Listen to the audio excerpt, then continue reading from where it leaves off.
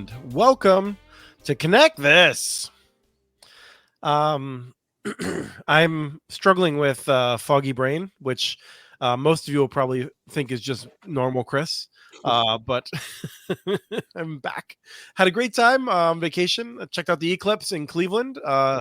Doug, our special guest today, got to see it over Arkansas. I don't know if anyone else saw it anywhere cool. But all of the pollen in the world was then dropped on my route, I think, and it has been killing me ever since. So I've been trying not to clear my throat into the mic too much, but it's going to be a fun episode for that. We're going to talk about middle mile. We're going to talk about why we're not talking about net neutrality. We're going to talk about a little bit about the ACP transition coming up. We're going to talk about a little bit more about bulk billing likely, but mostly we're going to talk about middle mile now, perhaps the recent past, and in the far, far future, thanks to some thinking Doug Dawson's been doing. So with that, Doug Dawson, welcome to the show. Hey, welcome back from the eclipse. So I can see that the eclipse splits your hair very nicely. So. I thought of you because, and I don't know how you'll react to this because it's not the Grateful Dead, but we saw it in Cleveland at the Rock and Roll Hall of Fame. We were just outside there. They set up speakers around downtown near it, so you could enjoy their programming even if you weren't inside of the area. And they're playing Dark Side of the Moon and a bunch of other stuff. And when the sun broke through again after Totality, they started playing Here Comes the Sun by the Beatles. So pretty awesome atmosphere. And quick question, who do you think my second favorite person in the Rock and Roll Hall of Fame is? Janis Joplin. Patti Smith. I'm a massive Patti Smith fan. All right, onward. So we got, I didn't say hi. I'm Chris Mitchell with the Institute for Local Self-Reliance. Travis, welcome. Good day, Mr. Mitchell. We did not have the eclipse here in Minnesota. It was dreary and overcast like normal, but that is... I don't have anything witty today other than, I hope we get into some good conversations about 6 gigahertz and the FCC. That's usually good. And your favorite FCC commissioner. And your favorite, who is it? Mr. Ajit Pai. My man.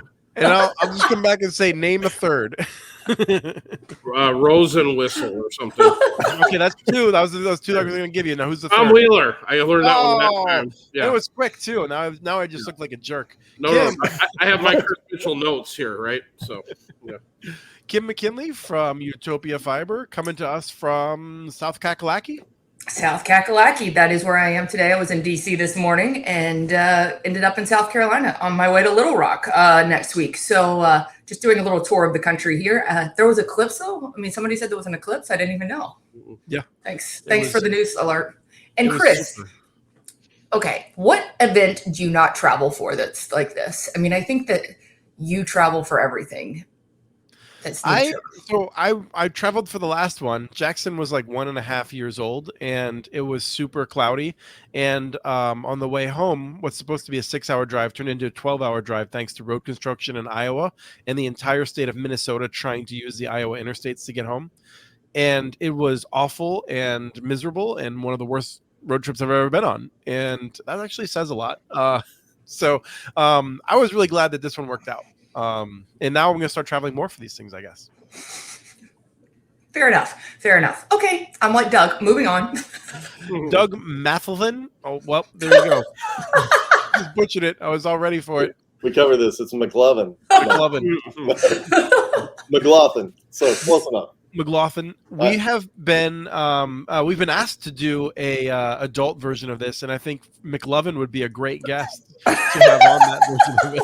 I think I'm creating a moniker for myself here that I'll never be able to get rid of. So Diamond State Networks, which we talked about a couple of years ago, because awesome organization that was formed with a lot of electric cooperatives that are making really important investments in the state of Arkansas. Arkansas rocketing from toward the back of the pack, toward the front of the pack for internet access in rural areas in particular. And you've been involved with that with Diamond State Networks. That's right. Yeah, 4 years running. But hey, what a pleasure it is to be the second most well-known and well-liked Doug on this podcast. I just want you to let you know, with our monstrous fan base, you have definitely got your new moniker. So, That's right. Middle mile. So I've been talking a lot, but in the past, we have talked about this, and I have at times, Doug, said, this is for McLovin. God, this is just terrible. I'm so sorry, Doug M. But I've said that in my sense is that middle mile could get worked out over time as we have more last mile networks. There will be more of a demand for middle mile, and it will make it less hard to solve that problem. Feel free to start off by laughing, but give me a sense of what your thoughts are about the current state of middle mile and where we need to go to help fix the problem of making sure that there is affordable transit everywhere.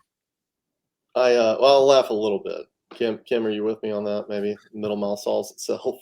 No, I think demand creates some interesting opportunities. Certainly, if you look at some states like Arkansas, we look like a patchwork quilt of ILECs, where nobody really has a predominant footprint around the state. You go next door to Mississippi, and that's not really the case. It's dominantly AT&T from top to bottom, and so looking at both of those spreads, ironically, we both have probably the least amount of middle mile access of any two states in the country, you could probably argue, and so Diamond State was really born out of that necessity, and I know that the Mississippi fiber network that's being put together sort of in the spirit of Diamond State.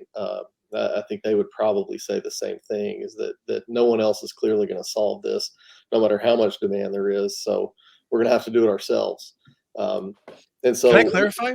Yeah. So you're saying that in Arkansas you have a patchwork. There's a lot of smaller networks, Right. and so there was never like a dominant one. And whereas in Mississippi, you have a clear dominant provider, and AT&T has fiber throughout the state, but no one can really access it on reasonable terms, is what I would perhaps fill in the gaps. And so they also have to build one. So it sounds like, Yeah. No matter what your situation, you probably need more middle mile investment in your state. Yeah, that's 100% true. And I think, interestingly, electric cooperatives add sort of a different dimension to this, right? First of all, they're nonprofits. They have expansive reach into rural parts of states, Arkansas being no exception to that. And since we're new movers into the space, we're coming in with 100% fiber, right? So our capacity constraints are really sort of a non-factor. We're able to invest on horizons of double-digit years with no real problem. We can get access to capital for much lower than market rates. And so it kind of takes a whole cocktail of that to get to a different place than you've been able to get to on your own. I've got plenty of experience in the for-profit world and VC owned and publicly owned companies. And you can't get to this comprehensive platform that benefits rural and metropolitan the same without some of those ingredients being a little bit different. And so one of the things that I'm curious about is, as electric co-ops have been building these networks, how have they been getting access to a major pop or something like that if there is not middle mile? Because that's sort of the quandary that I have, is I keep hearing from people that there's not enough middle mile, and yet we see great last mile networks being built by for-profit family-owned companies, by telephone and electric cooperatives, by WISPs in some cases. Somehow they're kind of making it work. Can you just help us understand what's going on? Sure. There are ways to make it work. I think every cooperative we've had that started a broadband project has gotten access to some sort of upstream, connectivity. Lots of aging infrastructure in Arkansas. So almost everyone, probably bought their first 10 gig from one provider. And then, before they got to 1,000 customers, they had a week-long outage where the incumbent provider that provided them service didn't really mind them not being, up and running quickly. And so that morphed from, okay, let's try to figure out how to help one another. So, co-ops that touch borders would then, try to establish some wholesale relationships between themselves. But then, capacity and resilience become a problem. But neither one of those really help with the fact that we had co-ops that were paying in the multiple dollars per megabit of service for their access to upstream. So, 10 to $20,000 10 gig connections, you know, 30 and $40,000 100 gig connections. And our objective is, you know, we want that to be basically a penny a meg is our blended cost for upstream access. So we're doing a pretty good job of that too. I think we've probably eliminated somewhere around 95% of our cost for upstream connectivity just at this point, and we're not even really a year into offering services yet. Well, let me throw it open. Doug, I wanted to come to you first because you've been writing about this. Let's save the future for a little bit in the future of this call. But what's your question?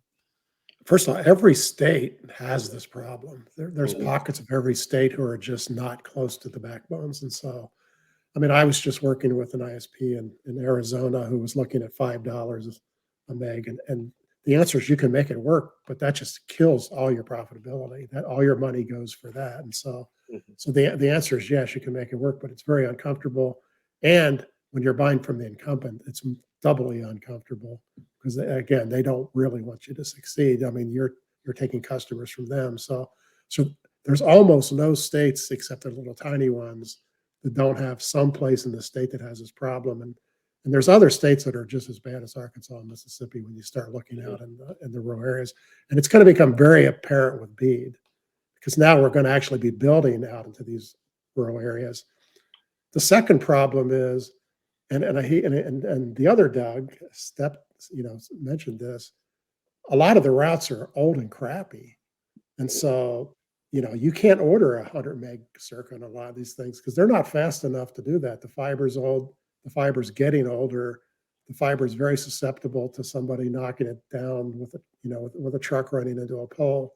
And so, you know, the middle mile networks that we do have in rural areas were largely built by the telephone companies and the cable companies, and they're getting old.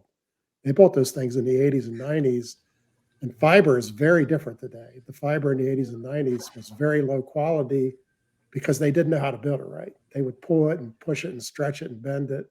And so when they built it, 10 years later, it started getting these micro cracks in it. The fiber itself was pretty good, but the way But they haven't fixed it yet, though, Doug, at all? Well, no, you have to replace it, and they're not. Yeah, but like they didn't replace it if it was 80s or 90s, and they're looking at replacing it now, or like that's a little insane. We're talking about CenturyLink, and I mean, I know. They have not. Doug's right. To compound that, so much consolidation of these networks has happened over that same 30 or 40 years. The record keeping, it's not like it's sustainably electronic from 1988, right? It was on 3x5 note cards that have subsequently been lost in a mop closet somewhere decades ago. And so when you experience trouble with your archaic fiber service, the time to resolution is astronomical. Right, because they don't even have spare cards to fix it when it goes out. They're going like, does anybody know what brand this is? Well, I've heard similar things from reports about Zayo, which I assume is still built 20 years ago. I mean, so I mean, it's not just stuff built in the 80s and 90s. We're still seeing that with stuff that was built comparatively recently. I mean, starting maybe 2005 or 2010. Construction practices got much better. People build fiber the right way now, so hardly anybody damages it during the construction process. And the fiber is amazingly clearer, so it's going to carry more speeds. So the old ones also just weren't even that good to start with. The old fibers, when they were brand new, could have not carried 100 megabits or 100, gigabits. And so we have this archaic middle mile fiber that's almost everywhere. And so a whole lot of the country, when you say they have it, they do, but it's one error away from collapsing. So we have to get all that fixed. The NTIA gave $1 billion to fix all the middle mile of the country and gave all the giant money to last mile. Like there should have been 20, 30, $50 million for that. And so they really screwed that. So. Why do you think that is? Because that's what I was going to mention. Because the middle mile got nothing compared to the last mile. Why? Or was it lobbying? What was the reason behind that middle mile? Yeah.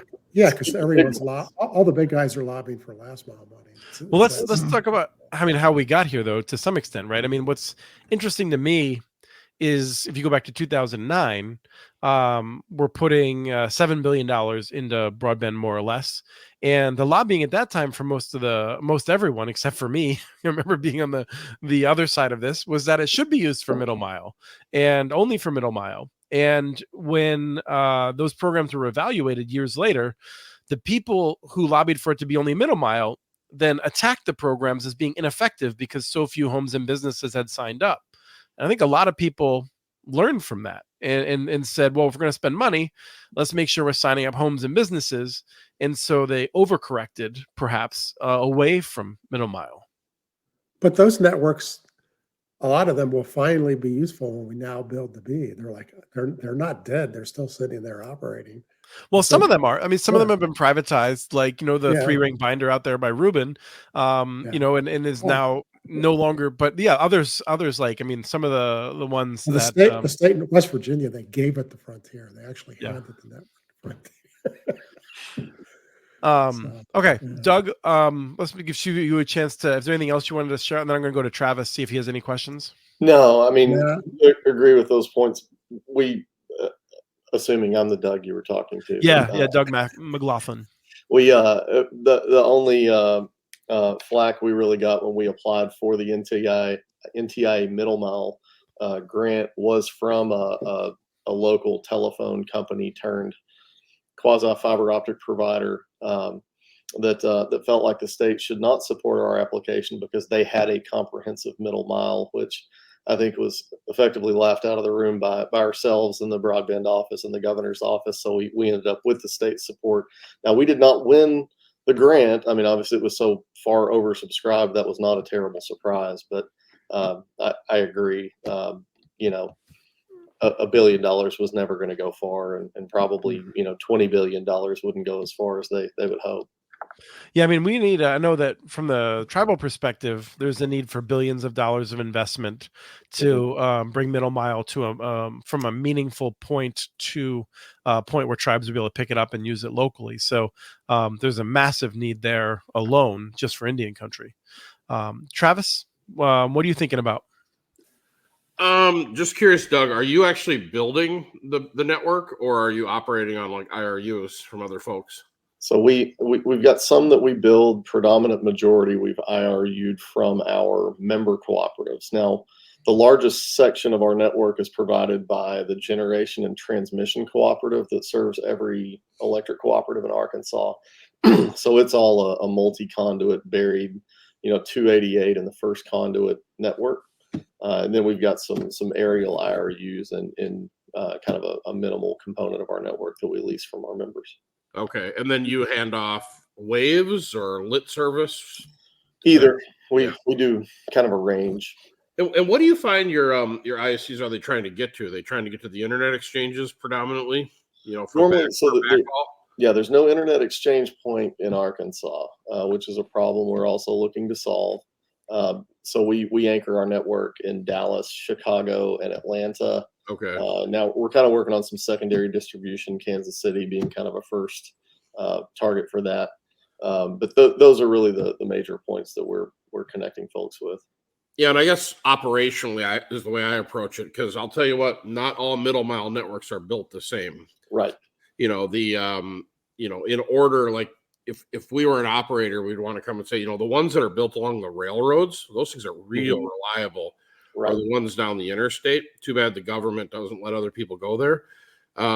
Sometimes these rural runs, they're tough. So if you're setting up shop, make sure you understand where your route is going to go. Right. I'll tell you what, the number of cuts that we get on these fiber networks is just amazing.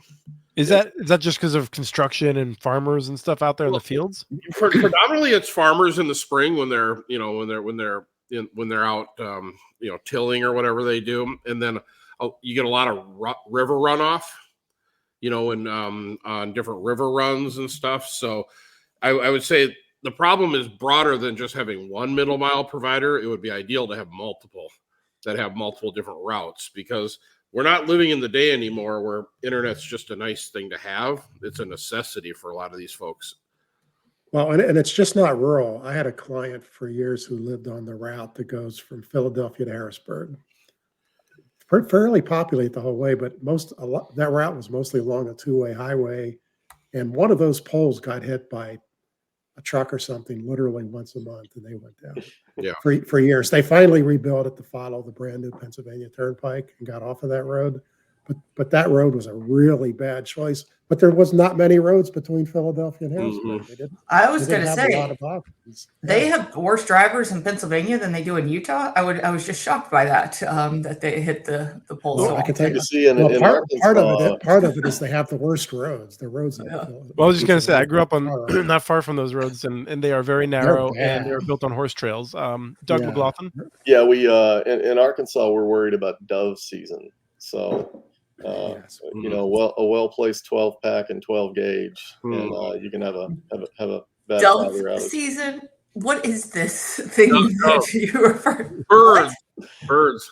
Well, but what do the birds do? Are we shooting the birds, or the birds just sitting? No. The birds eat it? What? No, the people are shooting at everything in sight during their drunkenness. Anything that we think that is cute and cuddly, we want to kill it.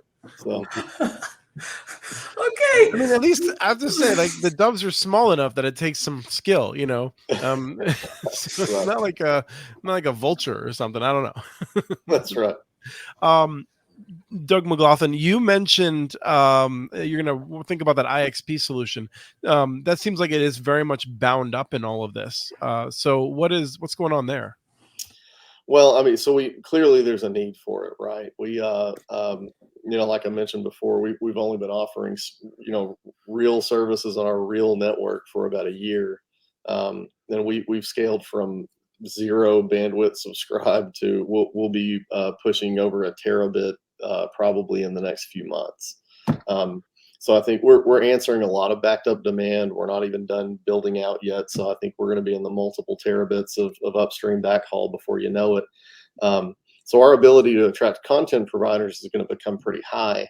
And that isn't a utility that we, want to keep closed up and just monetize for ourselves. We feel like that's something that we can turn into a service architecture that benefits the whole state and every locally owned ISP in the state. And so the primary targets that we're looking at are, a little more metropolitan areas, but also college campuses are big connectivity points that we feel like would benefit, the most from having an internet exchange point. There's obviously some political ties that make that, a good public-private partnership. We've got a statewide regional educational network that I think would benefit tremendously from that as well. The hard part right now is if we're going to fund this with public dollars, how do we, fit that into a large enough BEAD application that the, $5 to $10 million that it would take to operationalize a data center of that nature doesn't make your BEAD application get disqualified because the costs become too prohibitive. So there's some mass application options that we're looking at. Arkansas was one of the states that exhausted every dollar that it got on last mile with no consideration for middle mile. Previous administration, previous broadband office leadership. I think it would all be different if we had the same broadband office leadership now. But you look at Alabama, they've put over $200 million into their middle mile infrastructure, and that's growing. It seems like every time you turn around. But so we're trying to get creative with it. We feel like there's enough demand that it's a model that probably floats even without public dollars. But in order to kind of gift the state something that is open access that can be publicly used by all, I think it's in the interest of the state to partner with it. Travis? I'm still stunned there's no internet exchange there. I'm just Googling how I can set one up. I mean, that would be Well, I mean, we wrote about Montgomery was the first one in Alabama. That was just, I want to say, in 8-9 years ago. The first one in Alabama. Without question, this is the most important thing to do. Right. If you can consolidate those bits and start and use those eyeball networks to have content guys come to you, you're going to save everybody a fortune. And so, Doug, what are the hurdles to that? Finding a good spot and obviously then the money to build the physical location. There's so many reasons for it. So Arkansas is the home of a tier 1 player, multi-million subscriber broadband company that's not got the greatest reputation for quality networks. I think a lot of the reasons we've already cited, aging plant and terrible record keeping, very bad outages. Their history had a very bad track record of data center investments gone wrong. And so I think that probably has prevented Windstream from making more of a move on an internet exchange. To be honest, our competitors that have gotten to some size, Ritter Communications, former company that I worked at many years ago, I think they've been more in the flux of last mile growth and they're VC owned. So I don't think that probably fits their investment strategy necessarily. But anyway, so I think now it's down to us. We've got the scale, we've got the most traffic of any network probably in the state of Arkansas, and so I think that we probably have the best foothold to make that happen. Are there complex like politics or anything? I'm wondering about like one of the municipal networks, like Clarksville, for instance, which I think is a major university there, right? I don't know Arkansas as well as I should. Small university there, right? Okay.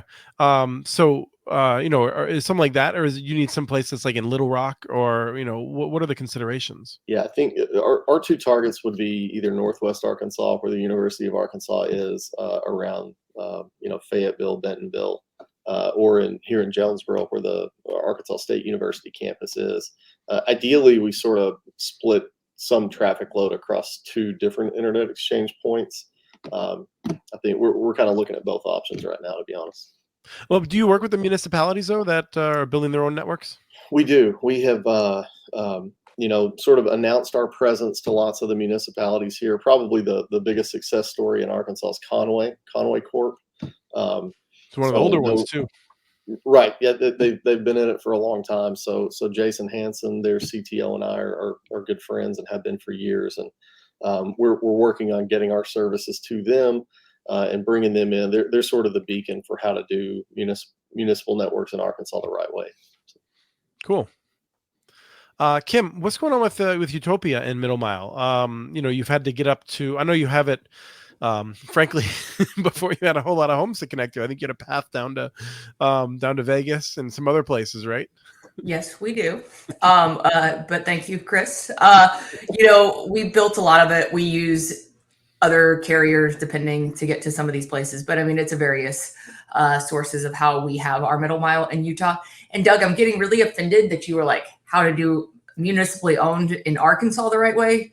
We know that we're the pros over at Utopia doing municipal. I don't know that you speak redneck fluently enough in your life, Kim. So I don't know if I can count on you guys yet or not. She never heard of dove season. I mean, that's right. I actually had to text Travis and go, "What is dove season?" I told her they shoot the soap. Yeah, so she. Well, and the chocolate bars. The chocolate bars, yeah, chocolate bar and soap. Yeah.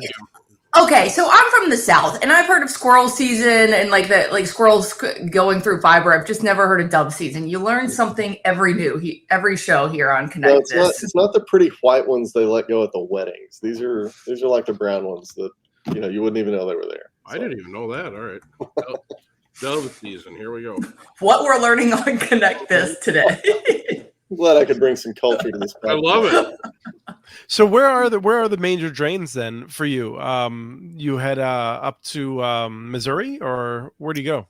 Well, so we've got 4 that we've set up in state. So Texarkana, right at the Texas border, Northwest Arkansas, Fayetteville, where the university is.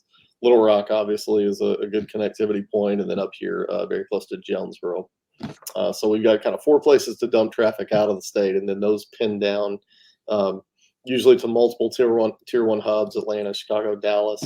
Like I said, we're working on Kansas City as well. So let's talk about the future. Doug Dawson, you paint a bleak picture, which I think we've covered a little bit of regarding the aged nature of much of the Middle Mile that is being used. But what are the problems with the future of Middle Mile?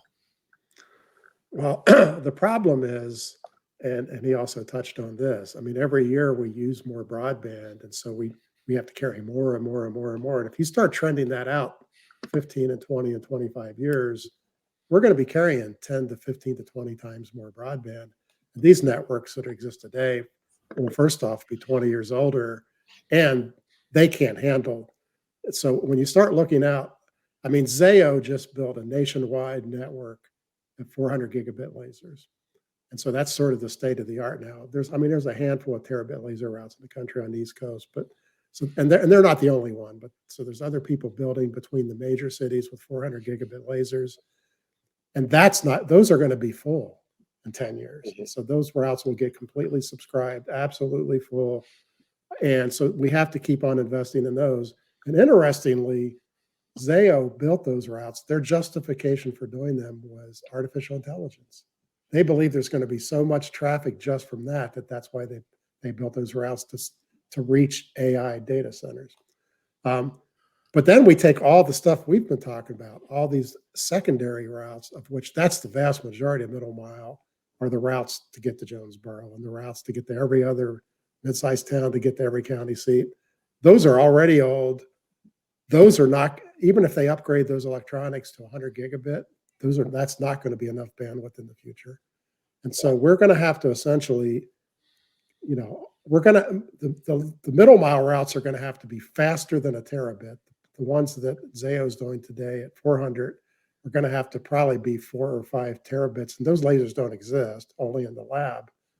And almost all the existing fiber can't carry that. We almost have to replace every middle mile route in the country in the next 20 years. We should be starting now. I mean, this is not a theoretical. I mean, all the last mile, all the ones that go out to the rural areas are already inadequate, and all the new stuff has to either be completely overbuilt with better, clearer fiber. The fiber you need for a 400 gigabit and the fiber you need for a 4 terabit, very different fiber, way more expensive, extremely high quality. I mean, Is that they make it, but we're going to have to get to that, which means even the routes that are being built right now by Zayo are going to be good for 10 years, and they're going to have to be upgraded. Is that because they just need to use multiple wavelengths and they need like enough space to have plenty of multiple wavelengths? Yeah, to get the terabit, the technology to do terabit lasers is you got to be crossing a jillion little separate light paths just through one fiber. It's really complicated. And so it takes a really expensive fiber. It's got to have a really different inside sheath than the fiber we build today. So we simply aren't ready for a terabit world yet. And the middle mile route has to go to that. And so we're not at all prepared for this. And what I expect is in about 10 to 15 years, we're going to see somebody asking for a giant, $100 billion federal program to build middle mile. It's got to happen. I thought this was like the once in a lifetime investment that we're never going to need any more federal dollars after. And this is going to cost a lot more than the last mile because we're going to have 20 years of inflation first. So. And electricity is going to be too cheap to meter. I mean, we've all seen these grand claims. Yeah. Kim, you had your hand up. Well, I was going to ask this, is that Doug Dawson, you're making this big proclamation that we have to replace all the middle mile. And I talk to people about broadband every single day. Yes, we know I have a great life, but I'm not hearing people saying this besides you, really. I mean, you're hearing like bits and pieces, but you're not hearing it to this extent of what you're saying. Is that because you feel like you're far outside of the conversation, or do you think that people are just not thinking of it yet? Well, first off, I am hearing it, but I'm not hearing. I'm the only one looking out 20 years right now. I haven't found anyone else looking out 20 years, but I'm hearing it today because little ISPs who have been getting along fine on 10 gigabit connections, that's not enough anymore. And so, and often they can't buy multiple 10 gigs. I mean, the guy who gave them 10 gigs, that's all they can get. And so they're trying to buy 100 gigs. And there's a whole lot of places where you can't buy a 100 gig connection. I mean, there's a whole lot of places where you can't do that. And they only grew to that just because, I mean, just in the last 5 years, the average home and business now uses 300 to 400 times more broadband than 3 to 4 times more broadband than they did just 5 years ago. The actual volumes we're sending to the POPs are gigantic, and they're going to keep on getting bigger. Yeah. So, I would take the contrary to some extent with Doug. I mean, I think I would guess who'd push it out a little bit more. I'm more in the line, and you can laugh at me. I think that we have growth coming from two places, right? One is new people coming online, and the other is everyone using more bandwidth from their home connections or their mobile connections. And I do think that the growth of people coming on the network is going to be dropping down. And I would expect that at some point, much like electricity demand grows very rapidly, and then at a certain point, it starts to level off, and now it's even negative a lot of times. And I don't think we're going to go negative anytime soon, but I would say that there's a good chance that we won't see broadband growth sustaining the level that it has. Every network engineer I've worked with in the last 20 years who built a new fiber route underestimated the size they needed. Okay, well, that's really Yeah, good. I'm with Doug. No one's ever said, man, this network is way too fast and we built too much fiber, right? Yeah. Well, I have seen that in a couple places, but it was loaded up with other issues around municipal broadband where people were like, they overspent and this and that. But no, I think that's a really good point, Doug. Like, I blame Kim for that. But the vast majority of the time, people don't have enough fiber. So yeah, I mean, I don't want to. But you made an interesting point worth talking about, Chris, because the first time he's ever done that, Doug. So let's be thankful for that. I'm a little bit shocked here, but we're always going to find new uses of broadband. We're going to, we are just on the cusp of having, telepresence, where we could all be having this meeting by looking at we're in the same studio. We're within years of that being a real technology. We're all these wearables that everyone has, these things are all going to start using data centers and actually have real bandwidth, not the first generation, but the next one. We're always going to keep finding more. We're going to find more. Yeah, no, I agree. And 25 years, 20 years is a long time. No, I agree. And actually, I mean, I would argue against myself and say that if we could actually move to thin clients in the home and do a lot more in local, in perhaps not even local data centers, we would have a much better security environment. We'd have a better environmental footprint. It would cost us less every year for our devices. And so there's a lot of reasons to move to even more data than we've been using. Can I just love that you said you were contradicting your own sentence like 2 minutes beforehand, but just say it, Chris. Yeah. But there are three solutions. One is to make the middle mile better. One is to go to edge computing, and the third is all these access meet points that the other Doug was talking about.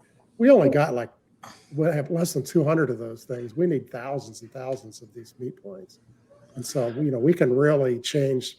If we don't send as much stuff as far, we really cut down on the need here. Yeah, Doug, we're deploying an 800 gig network here in Arkansas, which, we committed to that about 3 years ago. We got a lot delayed through COVID. So we're really just kind of getting to the meat of it. But even 3 years ago, the thoughts of someone deploying a rural 800 gig network seemed absolutely preposterous, right? And now that the rubber's meeting the road and we're starting to see the bandwidth forecasting the way that it is internally, we already see the end of it. And so we're quite frankly glad that there's some 1.6 terabit optics that are, coming to market now, so that hopefully they'll be affordable by the time we need them. Well, but you're carrying those across pretty new fiber networks. Right. The older fiber networks can't handle either one of those. Right. Exactly. So I want to ask Doug Maglothin.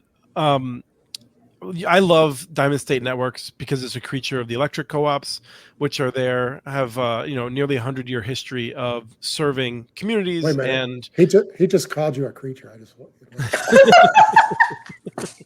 Also, on my road trip, I've been listening to nothing but Harry Potter with my family. So I'm trying to make that conversion out of that world.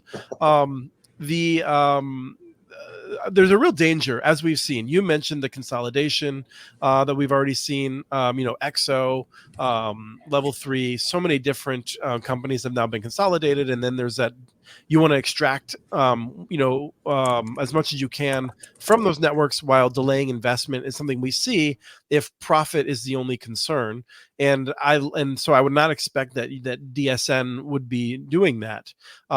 If you look at something like New Mexico, though, although they do have a number of electric cooperatives, I don't think they're in a place to necessarily do the same thing. I love conceptually what Kentucky did, and I would like to see more states do that sort of an approach where the state would actually build a large open access middle mile. I would not do in any of the way that Kentucky did it. Kentucky seems to have let some politics in the way and worked with a contractor that I would never trust. But the idea of a state or cooperatives, I think that's really important. And I'm just curious if that resonates with you at all, or if you feel like, a full private ownership of something would be as good over the long term as well. I certainly think it can be. I'm with you. So it shouldn't be a surprise. Some of our best technical resources came from the Open Fiber Kentucky project. And you talk about some spot on, knowledgeable people. They're just fantastic. So they've helped us, get a lot further, a lot faster without stepping, probably in as many potholes as we might have otherwise. We happen to sit in a pretty friendly political environment, especially where electric cooperatives are concerned.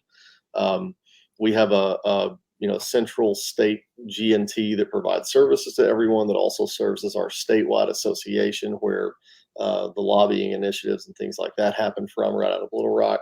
So as far as policy, we've been the beneficiaries of some leeway to get things done. And I think the electric cooperatives in Arkansas have always made good on that bet. And so I think our legislators have a very warm place for empowering us to do our thing.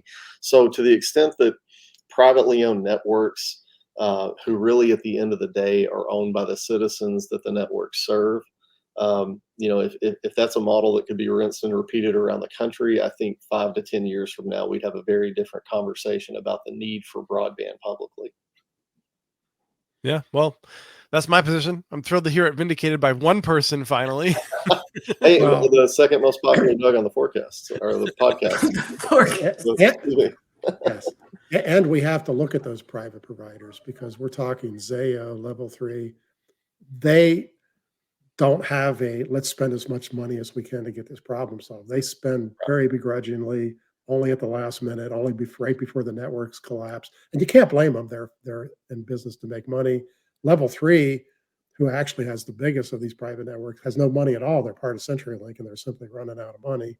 No, and let's be clear about this, right? There's nobody out here rushing to make these big investments. Mm-hmm. Right. It's not mismanagement in the sense that that level that's, I mean, I don't want to make too broad of a claim, but to the extent that one of these companies says, we're going to really solve this problem with a far-reaching investment that's going to help America, Wall Street is going to be say, what now? No, you're not. No, you're not. Right. And that's the system that we have. And so it's important to know that we might want, privately owned corporations to play important roles in our telecommunications system, but there's other areas where we really want to question, their role as being the primary owner of getting out of town.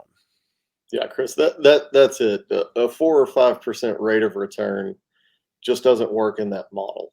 So you got to change the parameters of the model for it to really sit well. Yeah. Travis? Well, and it's the delayed return, because as these networks get full, they'll make a lot of money. They'll be completely full. Zayo will be printing money on those routes when they're full, but they don't like the 5 or 10 years it takes to get there. Right. So, yeah. Yes, Mr. Mitchell?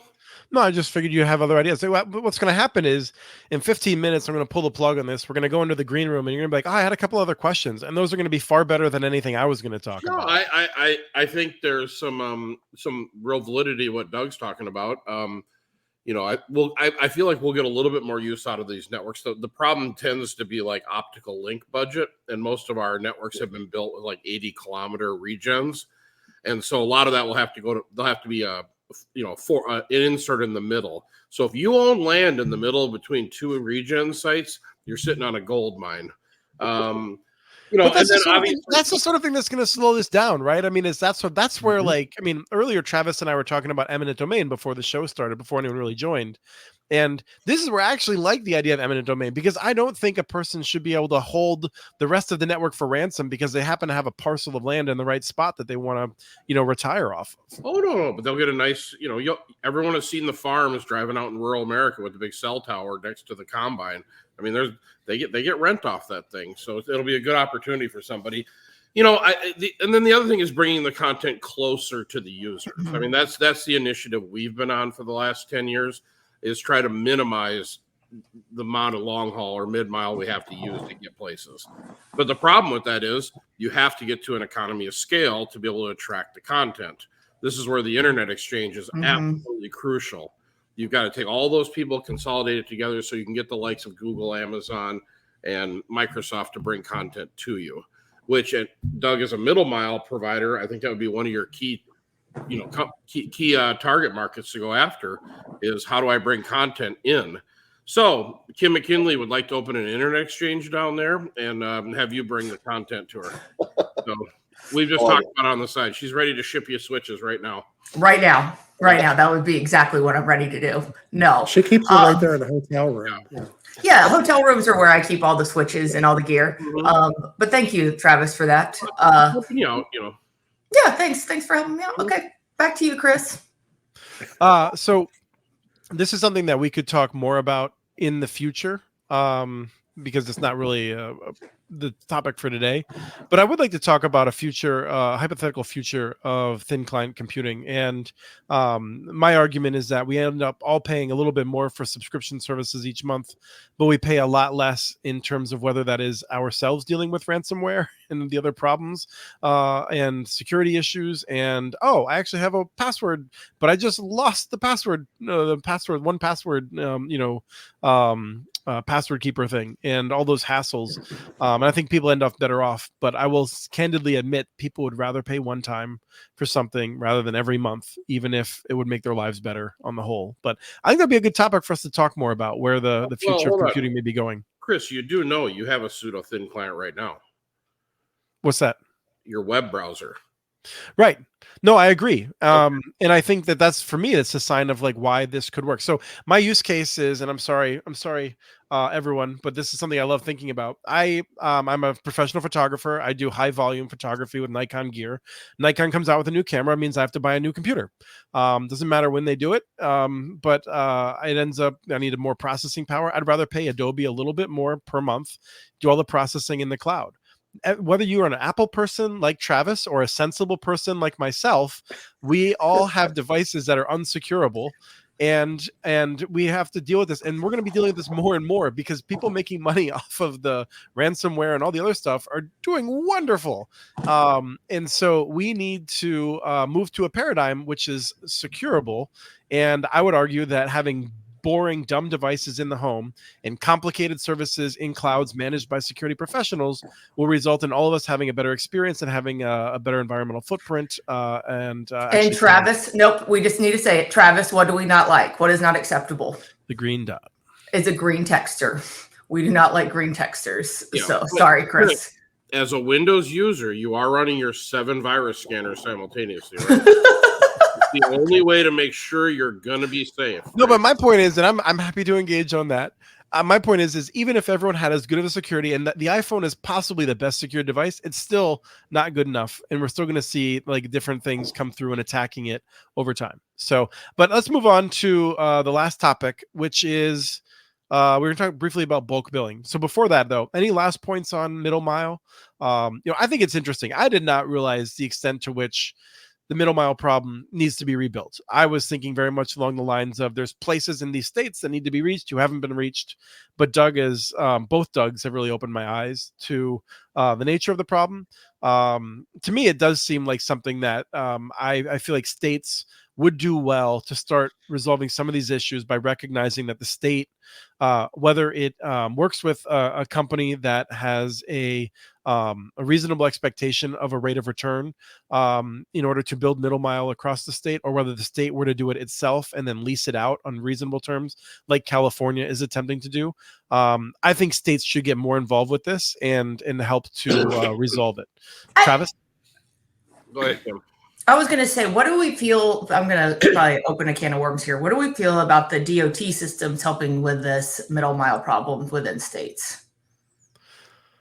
I have a big problem with them in that they are, I don't even know what the right word is, but they are so do things my way and no other way. They're very non-negotiable. My way or the highway. My way or the highway. And that's in most states. And so they're behind the times. Quite honestly, they put their own networks in, don't let anyone else share them. I mean, they're usually folks who are 20 years behind in technology. So it's kind of a they got all the right of way, but they don't have the people. So that's I guess I agree with Doug. I mean, the two things I'd like to help on are just better permitting practices that are a little more consistent, and then potentially, better future planning for road expansions and things like that, so we can sustainably put lines in where they don't have to be moved every third year. So, Doug, and I just want you to know that I'm never ever going to help anyone get a permit on a state road now that they've all they're going. You're that guy. He can't get this. Doug Maglothin, I am curious because one of the things that I want to get into in the show that we didn't do today, because I didn't read it all, but I want to come back to, is the NTIA has apparently relaxed a bunch of permitting rules, and I'm wondering, have you looked at that? Is that something? I mean, for me, I have to assume that if you are building, networks, and I know that you do a lot of leasing, but to the extent that you're building, how much of your time is like permitting on stuff that it's already like land that has been more or less totally altered by a road or something like that already? It's more than you could ever possibly imagine. And you can be building a line that's 3 inches from 10 other lines that have been there for decades, and it could be a multi-year process. And heaven forbid it's in a national park or state park or something like that. I mean, you can just tack on orders of magnitude to your wait time. We have transcripts for this and other podcasts available at muninetworks.org/broadbandbits. Email us at podcast@muninetworks.org with your ideas for the show. Follow Chris on Twitter. His handle's @CommunityNets. Follow muninetworks.org stories on Twitter. The handle's @muninetworks. Subscribe to this and other podcasts from ILSR, including Building Local Power, Local Energy Rules, and the Composting for Community podcast. You can access them anywhere you get your podcasts. You can catch the latest important research from all of our initiatives if you subscribe to our monthly newsletter at ilsr.org. While you're there, please take a moment to donate. Your support in any amount keeps us going. Thank you to Arnie Huseby for the song Warm Duck Shuffle, licensed through Creative Commons. This was the Community Broadband Bits podcast. Thanks for listening.